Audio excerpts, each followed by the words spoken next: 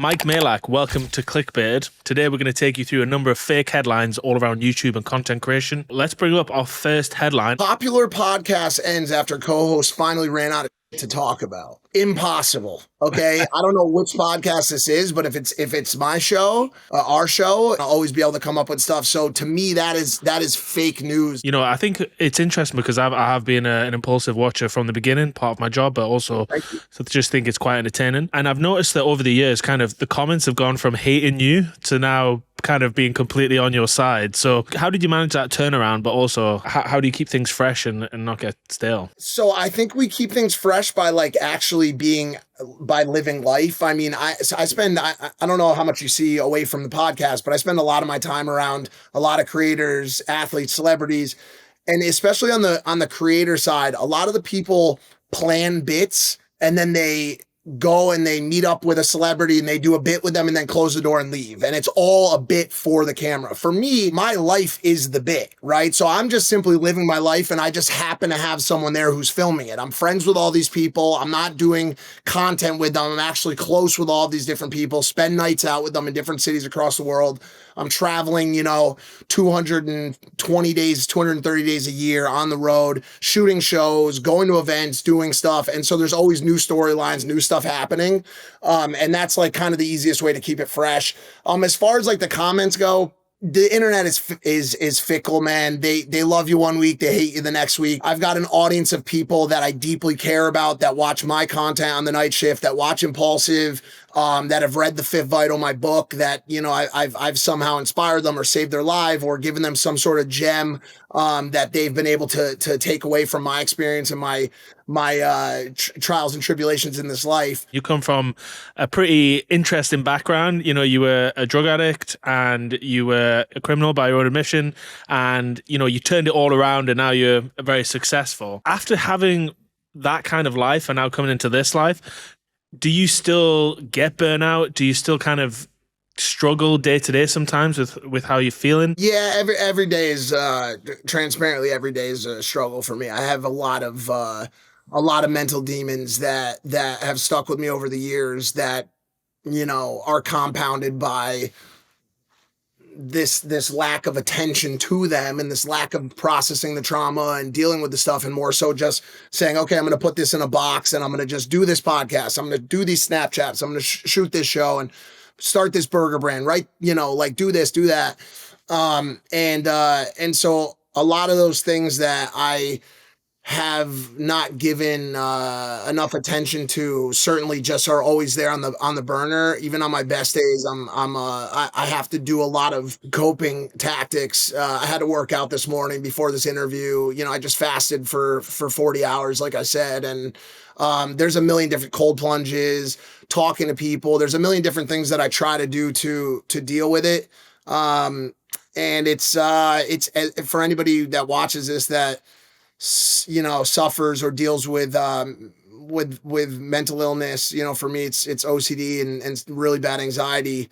They know that it's just a day-to-day battle. It never really goes away. And that was the stuff that I was trying to medicate when I was using. And so I'm trying a bunch of new things and always trying new things. I've done everything under the sun, from magnets to cognitive behavioral therapy to exposure therapy. I've done so many different things. And really, at the end of the day, it just comes down to your perspective on life, how you're thinking about things, and really being able to train the mind. If you don't train the mind to work for you, it will work against you. Man, these things are a major contributor to a lot of the anxiety and stress and stuff that's going on out there, because it just consumes you and it distracts you from taking the steps to make your life a better place. And so, it's something I deal with all the time, every day. You mentioned that you've got both OCD and anxiety. How does that manifest into your own content? I mean, it's been one of the greatest gift that I've been given in this entire world is the ability to talk about this stuff. There's no greater opportunity, gift, blessing that I've gotten than to be able to talk about stuff that people, have to wake up and sit with every day and internalize and have no one to talk to about it. Okay. And they see all these creators, they see Kai and Speed running the world and living it up. And they might be in their bedroom, you know what I'm saying, for 3 days straight, like with severe depression or super intrusive thoughts or borderline personality disorder or things that this whole world that we play in, all these TikToks and all this shit, have no idea about. And they're not used to seeing someone like me or seeing a creator that, has seemingly, has millions of dollars and has all these things going for them, talk about this stuff. And so that's been the biggest gift that I've ever been given, was to write The Fifth Vital, to get messages every day from people that say like, dude, you saved my life. You helped me understand why my mom took her life, or why my mom, or dad abused drugs, or why this happened or why that happened, and how to deal with it. Like, and I still haven't done enough. I mean, that's one of the biggest burdens I have in life, is waking up every day knowing that I was at the World Series last night, or I did food content yesterday, instead of just putting every single ounce of my being into helping people with my story.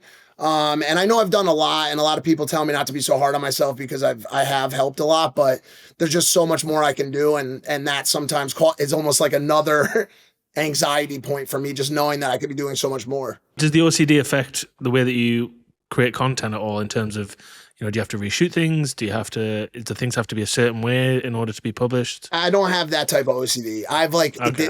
that's like a really like commonly Misdiagnosed, yeah. Yeah. That's like everybody thinks like the fork and the spoon have to be like this. There's like a bunch of different manifestations of OCD, and mine is more so manifest in the way of like intrusive thoughts that then become a cycle that I can't really get away from. And some of them are like related to relationships. So like, I'll just get hung up on, the fact that I'm in a relationship, and it will just spiral, and like, is it the right person? What, this, and just like, basically like OCD comes down to a series of thoughts in your mind that seriously affect your day-to-day life. And so basically like some days it gets to a point where like I can't even focus on my tasks at hand because of this sickness. And so yeah, it's not like that. It's not like me trying to line the napkins up and stuff like that. I don't, as you can probably tell behind me, I don't give a shit. Back to the original headline, which was, popular podcast ends after co-hosts finally ran out of shit to talk about. Have you seen that in the creator space yourself, where shows have ended because people just don't have what it takes? Yeah, I just don't think a lot of people have the stamina. I talked to a lot of hosts of really big podcasts, and they're super sick of it. It is a grind having to, like, once again, I'm not going to sit here and for people watching this who are like, dude, I fucking poured concrete for 8 hours yesterday. Like, what are you talking about? Yeah. It's a grind. I respect that. And by the way, have done that myself. Yeah. So I understand it's really more of a grind, a quote unquote grind. But it can be a little bit mentally draining, and unless you really, really enjoy doing it, which I do. Like, there's like, dude, you called me, and it took us a long, long time to get this done, obviously. I was persistent, which is good. You have to be. But I mean, Yeah. I truly love this. I truly love talking to people. I love conversating. I love, being asked questions. I love asking questions. I'm genuinely curious. And so I think if you don't really love it, then you are going to get sick of it. And I just happen to love doing it. So you'd be firmly in the camp of 9 to 5 or content creation, which is harder then? Dude, 9 to 5. The fact that like anybody even, I feel like people just rage bait and they say that stuff as Yeah.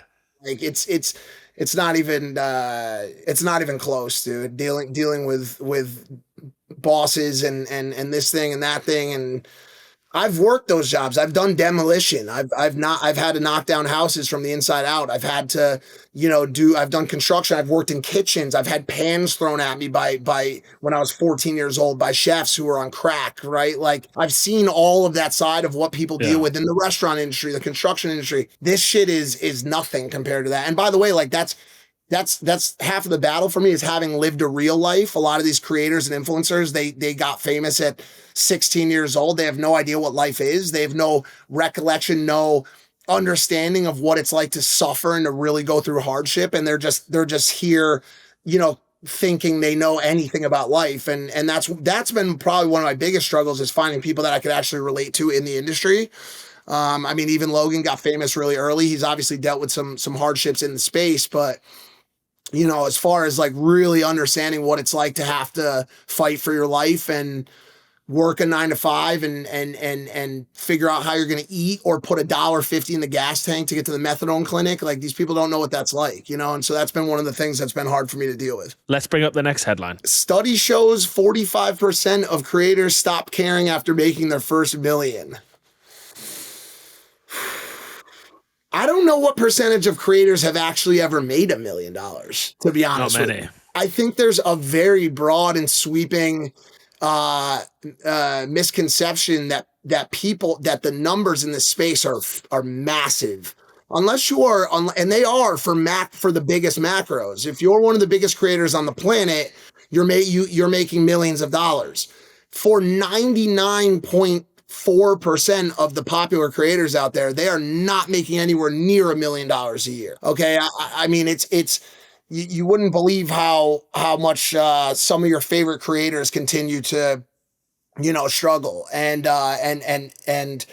you know, they're making good money. I'd say many of them are making, you know, 6 figures for sure, but not many are making 7 figures. It's a big deal. That means you're making, you know, like what does it come down to? Like, dude, I can't even fucking do math right now. You're making, you know, $80,000-$90,000 a month, right? It's not just them though, is it? It's you know that I think people.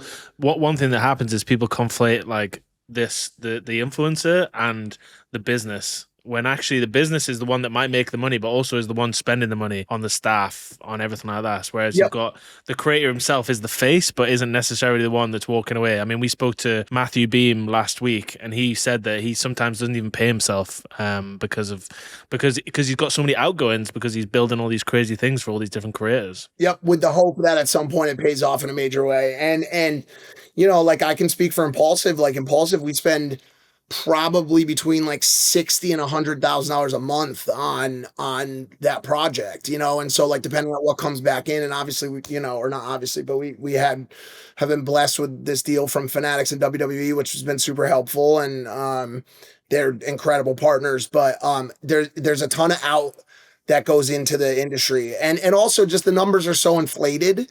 You see all these, you know, Train and Aiden and XQC, you see these giant numbers, and even those numbers aren't even true, you know, even theirs, and they are making tremendous amounts of money. But there's people out there who are like, oh, you know, Train's a billionaire. Train's not a billionaire, dude. Like XQC's not even remotely close to being billionaires, right? Like as of right now, there is no billionaire in the space besides on paper, which would be Beast and potentially Logan, right? With Prime and what Beast has going on. But other than that, like that person does not exist. To make $1 million and to have $1 million are two very different things. And you know, I've been paying 7 figures to the tax guys now for as long as I can remember. So I've been extremely blessed. But I think if I think to quit making millions because you made your first million is very rare in the space. I don't know too much about when the point of you kind of leaving that life of being a drug addict, etc., and then kind of, you know, you're working at Lovesac, but was that a long period of time there? Because I'm wondering, how did money change you? Because did you get it when you became fully famous, or were you kind of earning a decent amount when you were working prior to that? So when I was at Lovesac, I was making about, in the end, when I was just switching to work with Logan, I was probably making between like 90 and 100,000 a year. Plus like stock ownership and a bunch of 401k. So I was making money, like I was making good money, especially considering where I came from and my background and all that stuff. And also my junior status at the company. Like if you would give me another 5 years, I'm a hungry dude, bro. I probably would have been making, you know, $300,000, $400,000 a year. Right. Yeah. And so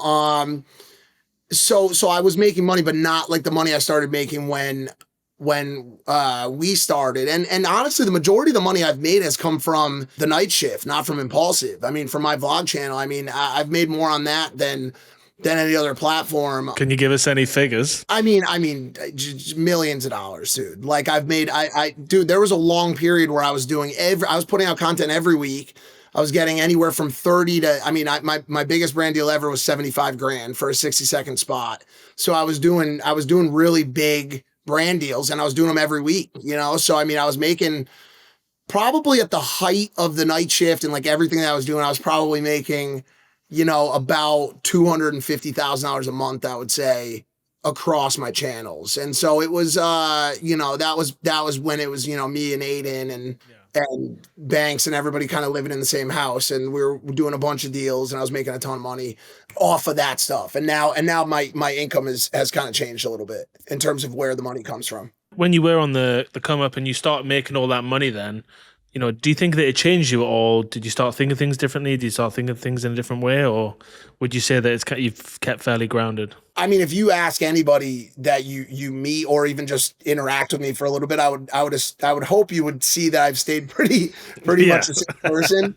And But how do you feel though? Do you feel like you're the same person? Yeah, 100%, dude. Like I don't wear wear a Whoop watch. You know what I'm saying? It's not even a watch, is it? No, it's not. And listen. I do love my car. I bought a 2024 Audi RSQ8, I had ABT come over from Germany and tune it. I probably put close to $300,000 into the car. I love the car. I bought a house for $4.5 million that I ended up selling and losing money on because of numerous security problems. But like other than like a couple purchases, dude, I haven't dude, all these clothes, like this was given to me by Live Fast from Germany, and the hat, this company, God, I've basically built this freaking company. I've worn this hat in every clip ever. And yeah, I was actually looking at that hat because off the back of you wearing it. Dude, I love the hat. It's company AUG 22. What is it? AUG 22? AUG 11. Oh my God. My brain. AUG 11. He sent me just so much stuff, and now he has a hat company. I've done that for a number of people. Not that he, it's a great design and he does a great job, but like even like with Blue Chew and a lot of these companies that I promoted from the beginning, like they're all super successful now. And I just don't think about money like other people do, dude. For me, the one thing that has changed, I'll be completely honest with you, is I am a bit of a travel snob. I don't fly private all the time, but I do fly first class all the time, and I'm about 100 to 120 flights a year right now. So you must have serious status then. Yeah, I've got diamond or platinum on every airline, and I'm back and forth to Saudi and overseas a lot on those 18-hour flights, and some of those flights are like $7,000-8,000 a piece. So yeah, I definitely travel well, but other than that, dude, a lot of my clothes are given to me. I'm back in an apartment now. Nice. It's a very nice apartment, but I'm almost like trying to reel it back in a little bit, Nice. So based on that, then your truth rating on this headline study shows 45% of creators stop caring about their audience after making their first million. So Fake what news. would you say? Fake news. Yeah. Perfect. All right, on to the next one. Let's bring it up, Luke. Famous couple says the best part of the relationship is all the attention we get from paparazzi. Oh man, dude, that's definitely fake. I don't think any. I mean, you'd be surprised. There's definitely some couples out there who really thrive off of the attention. That actually could be true for someone. There's probably someone out there who really thrives off of getting paparazzi for sure. You've been in quite a few high-profile relationships, including with adult actresses and just other well-known content creators. What's it like having a relationship that is in the public eye, where you are kind of constantly asked about it, where you feel like you have to tell people about it? I think like it depends on the type of person you are. If you're a really like withdrawn person or an introvert, and I don't know how you could be a famous if you're one of those people, but if you really take your privacy seriously, which I really don't, to be honest with you, I have boundaries, but they're pretty far. I mean, dude, I go and just hang out, dude. Like I literally, like I tell people this all the time. I walk around New York City. I hang out with homeless people. I'll go to the store. I'll get a food with them. I'll meet random fans and like spend nights out with them. I'm a bit of a weird, like, first of all, a head case and just a weird person to ask about this thing, because I love people and I love being around new people. And but for the girls, it sometimes can be a little bit challenging because they're a little bit more private and take things a little bit more seriously than I do.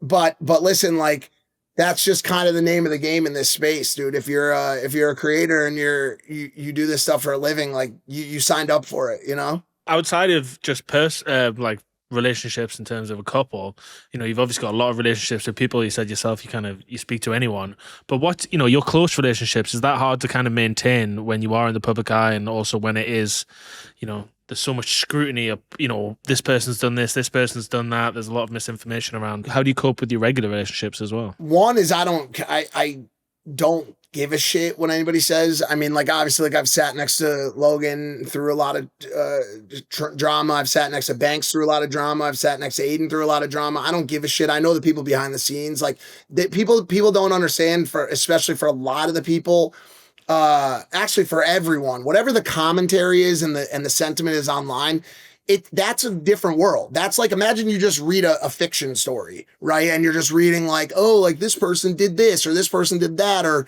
this person's a X, Y, and Z. And like, that's just like a fun fairy tale land. Like, I know the people in real life. Like, I actually know the people, and I have friendships with people based on what I know about them in the real world. So like, people can say whatever they want, scrutinize however they want online, but that's not real. It's not a real world. That's not the real life, unless it's that person's content. Like, if you want to watch my content or the podcast and make some level of judgment based on those shows, then that's fine. But even then, it's like, there was this clip that went viral this week about me, saying like, oh, he's 40 years old and he's saying X, Y, and Z things, not taking into consideration that podcast was 10 years ago. You know what I'm saying? Like, where I was a different person, and it goes viral and everybody's like, oh, I can't believe he's acting like this at 40. Like, the internet is not a real place, dude. It's entertainment. And so I know the people behind the scenes, and that's how I utilize those relationships and base who I'm going to be friends with is how they show up in real life. There's a number of people that have been talking about, a number of streamers. For example, Brooke AB came out and said that, when she lost viewership on her stream, that then people didn't want to collab with her as much and that kind of thing. You obviously not had a drop off, so you can't really talk about it to that effect. But have you seen that happen? Is that something that's kind of regular in the content field? For sure, absolutely. This is a bullshit ass finicky industry. There's a lot of fake people. Not all are fake. But I think it comes down to like, what are your relationships like with people behind the scenes? I do regular collabs with a lot of people who don't pull crazy viewership. I don't care about that. I do everything I do is because I like the people in real life. Like I said earlier in this, show, like, I happen to have a camera. That's it. Like, this is just my life. Like, I sit and I go talk to my friends about the shit that we have going on in our life. If I go, if paparazzi shows up and I'm at lunch with Leah Halton talking about X, Y, and Z, it's not because we're shooting content. We're there talking about business, or I'm introducing her to a new spot in LA or whatever. Like, I just live my life. If I'm shooting content with people, it's because I'm friends with them. If I shoot with Jeff or with Logan or with whoever at any given time, or MGK or this person or that person, it's because I really love these people. These are my homies, Jelly Roll, whoever I'm with. Like, I'm not meeting up with them to collab. Like, I don't collab with people. That's not even a word that's in my industry. I'm just friends with people, and we film together, When it comes to parasocial relationships, you kind of mentioned before that security was one of the reasons that you changed house. And you've been around a lot of people who will show more of their life, and also potentially like girls who end up with a bit more parasocial relationships. But have you ever had any issues with your security? Is there anything that you have concerns with? And how do you navigate people knowing who you are all the time? I mean, dude, like, I guess like the thing about me is like, I put out a lot of positivity and a lot of good energy. And so that's generally what's returned to me. Right. And, like I say this to people all the time. Everybody has these like thoughts about like who's got clout and this and that. And like, this person's got 100,000, views a week on this thing or that thing. I'm like, dude, put me outside, come to West Village with me and let's have a conversation about clout, dude. Like, I'll take 1 million pictures. I talk to every person. I've been doing this stuff for almost 10 years now. It's like real, like OG status shit. And I've got an audience from the Night Shift, from the Fifth Vital, from Lana, from Logan, from all the new girls, from this thing, from that thing, from all the or different podcasts I've done. And the thing about me, dude, is like, I I put out good energy, and I try to put out a good message. And so when people come up to me in the streets, they're like, it's usually like the same type of respect, the same type of energy back. I don't talk shit about people. I don't get involved in drama. I don't really do a lot of politics. Does it help that I'm 6'3", 225? Yeah, for sure. Like I definitely feel a little bit more confident walking around than Leah Halton does, right? But dude, for me, I'm a fucking regular guy. I go out, I'm outside. I walk around New York City at 2 a.m. by myself. I don't think about it. Anybody that comes up to me is generally a positive person and someone that I can hang out with and spend time with. I really do consider myself just a normal person still, just an average everyday guy who just happens to have 15 million followers, right? And uh, I've had some security problems. I still haven't talked about them yet. When I do, it'll be on my stuff because I'll want to own the conversation with it. But certainly there have been some issues in LA. City is different than anywhere else. It's a very tough city, and a lot of stuff goes on here. And I've definitely dealt with some almost serious violence involving firearms, and a lot of shit has happened. But generally speaking, I feel pretty good with my message and the stuff that I put out. Do you think that being an older creator when you started, compared to, like you say, everyone else who kind of starts, these kids that start in 16 and they've never worked a real job in their life, they've never done anything, do you think that's massively helped you navigate those kind of issues as well? 100%, dude. You can bring me to I know how to walk around a neighborhood. I know how to show respect to people who when I'm on their property and on their turf, like I know how to interact with police in situations. I've been in so many different scenarios in life that I have the ability to act right in the Hamptons, act right in Compton, act right with the cops, act right with every interaction that comes along. And I think that that's a huge asset to have, to be able to be versatile in situations. You can see it from the podcast. I can sit with Neil deGrasse Tyson and talk about astrophysics, like the universe and whatever, because I learned a lot about that and I'm curious about that topic. I can have, Governor Cuomo on and talk about Rikers because I understand, what it's like to be in a cell and to do this. And it's just for sure, dude. A lot of these people are very one dimensional. They've never lived life. They've never done anything outside of, make content, make people entertained and shoot these 15-second videos. And so, yeah, I mean, I guess the easiest way to put it is I like to consider myself a real person, like a well-rounded, real, versatile person, whereas I'm around a lot of entertainers. So before we ask for a headline that you want to see in the future, I want to ask what's next for you. What can we expect from Mike Majlak in the future? And do you even have any plans, or are you just kind of winging it? It's a mixture of the both. Man. I'm in a weird place right now. I've had a very stressful and frustrating evolutionary journey here. And I say that knowing that I have achieved so much, and I've, with the best-selling book and the podcast and all the things that we've done, I put out content every week for the past 10 years. I've had no break. There's been no off. It's just been every single week. We don't miss weeks. We don't miss anything. I put Snapchats out every week. I put out Instagram posts. I've been doing this for so long. But I have been stunted in my evolution to what's next. And that's been very stressful for me. I've watched Logan evolve. I watch a lot of my competitors, a lot of my complementaries evolve into new things, new businesses. And I feel very, I get a little bit upset with myself sometimes in that I haven't decided where I want to evolve, into a new show, into a new thing, a new platform, a new format. And it upsets me sometimes, but, on the flip side of that, the Fifth Vital was purchased for, development for a movie, for a full motion picture. So whether or not that happens, thank you. Whether or not that actually happens, we'll see. Who's playing you? I would love Miles Teller to do it. I've talked to him about it, but we got to see if we have the budget for that. It was also purchased for a documentary that is being made. That's already funded, so there will be a full doc that will hopefully end up on like a Netflix or an Amazon. I have my first speaking gig at the Not Alone Summit in Las Vegas on the mental health and substance side in November. So a lot more going into that substance side.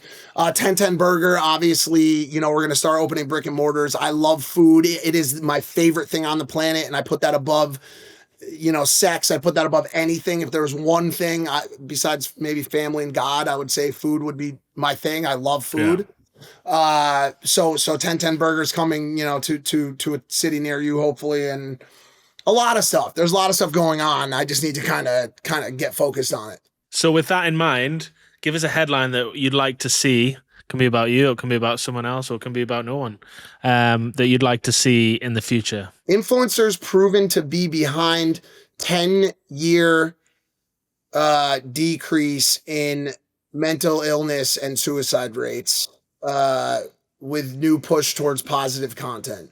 Love That that. would be that would be like a dream for me. I turned 50 years old or 51 years old or whatever, and I see that headline and I see people out there um you know, encouraging people who put out content and it's not good, and they're saying like, oh, you could do this better or that different, or you know, lifting up more people on the streets and giving people hope and giving people positivity, and helping people, as opposed to this toxic wasteland that we see online nowadays, where it's just people's hate comments are just driven to the top. I mean, whoever hates the most kind of benefits the most online, and I just despise that culture.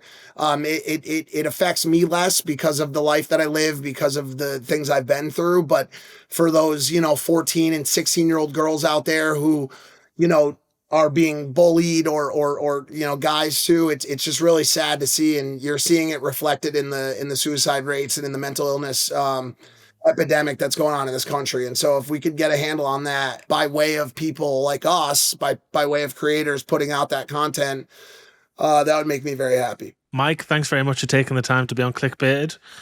Please make sure, if you're watching at home, to like and subscribe. And of course, we'll be back with more episodes in the near future. Thanks, brother. Great name, by the way.